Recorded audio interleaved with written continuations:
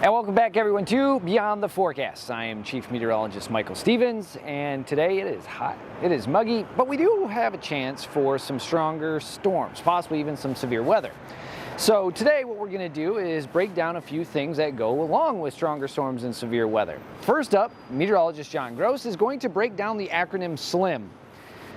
A lot of meteorologists use it, but what does it mean? No, it doesn't mean skinny.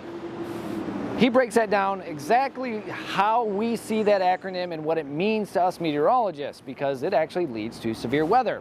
So we'll have that coming up for you, and then meteorologist Haley Fischetti will have what you should have in your safe places during severe weather, what you should keep there in case severe weather hits, because you need to have some items just in case severe weather does bring damage to areas near you, such as flashlights and food and ways to communicate. So she'll break that down for you, and then we'll have a segment from our live streaming Beyond the Forecast podcast that we shot this morning. So we'll have all that coming up for you in today's show. But first up, this day in weather history. July 16th, 1920, a severe hailstorm over parts of Antelope and Boone counties, Nebraska, stripped trees of bark and their foliage, and then ruined roofs, and get this, broke nearly every window facing north in the houses of those counties. That's pretty wild. It was so massive as it moved through facing north, it would have been coming out of the north. So all the homes, windows facing north in these two counties were basically busted out by this giant hailstorm, July 16th, 1920 in Nebraska. Pretty crazy. All right, trivia time. Yesterday we wanted to know, what is the highest wind recorded in a tornado? Is it 200 miles per hour, 312 miles per hour, 412 miles per hour, or 335 miles per hour? Believe it or not, it's 312 miles per hour recorded from the Doppler on wheels, it was like a truck that had a Doppler radar on it. And in 1999, there was an F5 tornado in Oklahoma that the Doppler on wheels actually recorded 312 mile per hour winds in that tornado. In fact, I'll show you a picture of it here. It's actually a pretty crazy tornado, but that is, I believe, known as the strongest tornado ever recorded by man. Pretty sure. Could be wrong on that, but the picture will show you. It's a pretty massive tornado. Today, we want to know, what does the Beaufort scale measure? Is it rain, dew point, storms, or wind strength? QR code. Hit that with your phone. It'll take you where you can answer the question. But don't worry, if you don't know the answer, we'll have that on tomorrow's episode of Beyond the Forecast. All right, today, weather word of the day. Today is microburst. Appear right there. Microburst. Now, there's two different forms. There's macroburst and microburst. A microburst is a localized burst, basically the downdraft from a strong severe thunderstorm. So essentially, there's a part in that storm where the winds are so strong and the energy is so strong that it just dumps all the wind and rain in one localized area. And it can do a lot of damage. In fact, it can do more damage than a tornado or straight line winds. And then on top of it, also create localized flooding. So the term for it, a strong and localized downdraft that occurs beneath a strong or severe thunderstorm with intense localized damaging winds. We tend to get those here in Michigan. We do get downbursts quite a bit. Now a macroburst is a little bit different. We'll save that for a different day. But microburst is your weather word of the day. All right, viewer photo of the day brought to you, as always, by Great Rooms. Today's picture is sent in to us from Mary Nawasaki. And Mary sent in this beautiful picture of an owl on a post. And Mary said this was the first time that they saw an owl in their front yard. That's a beautiful picture. Absolutely gorgeous bird. Thank you, Mary, for sending that in. Looks very inquisitive. It's like, who are you? See what I did there? Who? Mary, thank you again for sending in this wonderful picture. And a huge thank you to Great Rooms, as always, for sponsoring viewer photo of the day. All right, let's send it over to meteorologist John Gross, who is going to break down the acronym S.L.I M. What does it mean? And what does it pertain to you for? Well, we'll have all those details coming up right after the break. Hey there, everybody. Meteorologist John Gross. Welcome back to Beyond the Forecast. Today, we're going to dive in a little bit more to what we refer to as an acronym that many meteorologists will use when we're describing severe weather. And even though we are past our peak severe weather season, at least here in northern Michigan, we still can get strong to even severe storms, even as we're going throughout the summer months. And when this video was recorded, getting into the day tomorrow for the forecast, we do have chances at least for a few stronger storms. And there could even be a storm that does briefly go severe.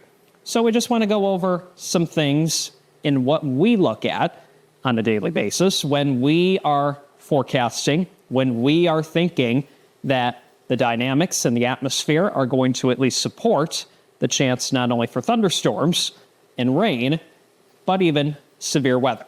So here's the acronym that we're talking about, and it's right here at the top of your screen. It might be a little bit hard to see there on the banner, but just look at the first letter of each word that we have here in each box.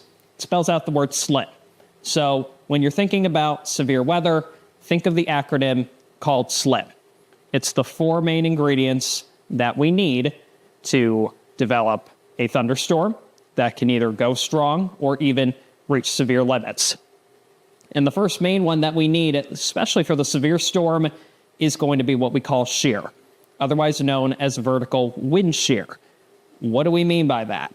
Well, you're talking about the winds, you're talking about how they behave, but not only at the surface. You have to look in the 3D. You have to go up vertically in the atmosphere. You have to see which direction those winds are coming out of. Do you have winds that are what we call converging? Do you have winds that are what we call diverging? Are they rotating? How strong are they? How are the winds behaving as we go up into the atmosphere? So that is key in number one. And when we have rotation, that's how we can develop tornadoes. So that is one key factor that we look at when we're talking about especially severe weather. So that's number one. Number two, at least the last three here on the list, these are the three main ingredients that we talk about just for rain. But they also go into effect, or come into play, I should say, when we're talking about severe weather. The second one is called lift. So think of the word lift. We have to lift the air up. We have to lift the moisture up. We have to get it up into the atmosphere. And in order to do that, we need some sort of boundary. We need some sort of front. That can come in the form of a boundary. That can come in the form of a cold front, a warm front. It's just separating two different types of air masses. Usually one is a little bit more warm and more moist versus a little bit colder and dry. Or you can have a boundary. Now those can set up with, especially here in the Great Lakes, what we call a lake breeze. So that can be a boundary coming off of the lake, and that can help to force up air, up moisture into the atmosphere. Because remember, warmer air, it's more buoyant. It wants to freely rise. So that's number two. Number three, when we're talking about S.L.I.M, instability. So think of the word stability. So how stable is your air? Obviously, if we're talking about a stable air mass, or you can just think of maybe the concrete structure of your house, the bottom foundation, how sturdy, how stable is that foundation? If it's unstable, then it's probably going to start moving around. So when we have instability, once we get that initial, we'll just call it an air parcel, up into the atmosphere, does it continue to lift? We have the initial lift. Now we need the atmosphere itself to be unstable. So is the air going to continue to rise, or is it going to run into a point in the atmosphere where it becomes stable and then start to fall back down to the earth? So that's instability. And last but not least, and this one kind of speaks for itself, moisture. Obviously, if we don't have moisture, it's dry and you're not going to get precipitation. Now that can be not only in the form of rain, but when we're talking about moisture, that also comes into play with when we're talking about creating hailstones. We've used the term updraft before. Now, if you have a strong updraft, again, that lift, and then your instability, very, very strong. You get that moisture up into the cumulonimbus cloud where the temperatures are very, very cold. And that's how you can not only generate hailstones, but just with moisture in general, you need moisture in order to, well, have it rain. Because if you don't have the moisture, well, you can have what's called a dry thunderstorm. And that can lead sometimes, especially in the Pacific Northwest. You can talk about dry thunderstorms. Literally, you're talking about a thunderstorm that doesn't have any rain, but you still can get lightning from those thunderstorms. And that, unfortunately, when you're talking about a dry thunderstorm, can lead to, well, lightning causing fires, wildfires, things of that nature, or just lightning in general. Very, very dangerous, very, very hot. So in summary, when we're talking about severe weather ingredients, the four main ones, remember the acronym S.L.I.M. When you're talking about it, you can tell your friends: wind shear, vertical wind shear, lift, instability, and moisture. The four main things you need for a strong or even a severe thunderstorm. I'm meteorologist John Gross reporting for Beyond the Forecast. Thanks, John. Now coming up next, meteorologist Haley Fischetti breaks down what you need to have in your safe place or your shelters during severe weather. We'll have that right after the break. Welcome back to Beyond the Forecast. I'm meteorologist Haley Fischetti, and we decided to talk about what you should have in your severe weather kits. Whether that means a tornado is coming in your area, of course, giving you plenty of warning time, but it's always great during the springtime to start preparing for that severe weather in the summer. So as you're starting to do your spring cleaning, this is the perfect opportunity for you to grab some of these items and kind of store it away and be ready for any of those severe thunderstorms that we might see heading into the summer months. So just starting off, here's some of the basic things that you should have. Of course, every family could have something different depending on what you have in your household, but the basics. Starting off with some canned food. A lot of it, sometimes granola bars, but you might be in that shelter for long periods of time, sometimes overnight into the early morning hours. So having a little breakfast just in case you can't leave your spot, it's good to have. I have some canned food here that you could keep ready to go just in case, but granola bars is another great option, trail mix, even some nuts. That's going to be the best, something that can be preserved for a while. Another thing is going to be a flashlight. Having multiple different kinds of flashlights, a smaller flashlight, or even one of those big ones that can help you see whether or not your power goes out to find your shelter, or if you need to get out of your shelter, you need those flashlights. So having something handy, whether it's battery operated or ready to charge, that's always going to be key to have. On top of that, if you are there for long periods of time and say your shelter doesn't have any light and you need your flashlight for light and you run out of batteries, it's great to always have extra on hand. We have just a bunch of batteries here. They're easy to store. They're definitely going to save you in the long run, and that's going to help you really charge a lot of your stuff. We have cell phones that can be charged with portable chargers, or even a radio. Radio is great to have too, because if your phone loses service, you'll always have that as well. Masks are another great thing. A lot of us have these still just lying around. Putting in a tote can help just in case there's any debris that falls in your region and you're getting out of your shelter. Say there's a bunch of branches or trees, or you just need to cover your face for whatever reason. This is always just going to be great and smart to have whenever you store your severe weather stuff. Now, another thing is going to be those chargers. I have this bag here that's full of portable chargers, headphones, really anything that you need when it comes to electronics. Storing this in here, making sure your portable chargers are also charged before severe weather were to happen, that's going to be your best bet. Normally we give you guys plenty of time when we know severe weather is on the way, so it's a great reminder to keep your phone charged, but also keeping all your portable chargers charged as well. Now heading over to the other side of the table, we have water bottle. Having some plastic water bottles stored in a tote, or filling up a bunch of your reusable water bottles before severe weather were to happen, that's going to help you guys out as well, storing that away. And closed-toed shoes. A lot of times we have severe weather and it's in the middle of the summer, so we're thinking sandals, flip-flops. You want to make sure you have sneakers ready to go, maybe even some boots put away. That's going to help you just in case you are stuck in a shelter. You're getting outside and you see a bunch of tree branches, some debris on the ground. You don't want to have your open toes out. You want to make sure you're covered. So storing your sneakers away or even your winter boots, putting that in a safe place for severe weather instead of putting it away for the season.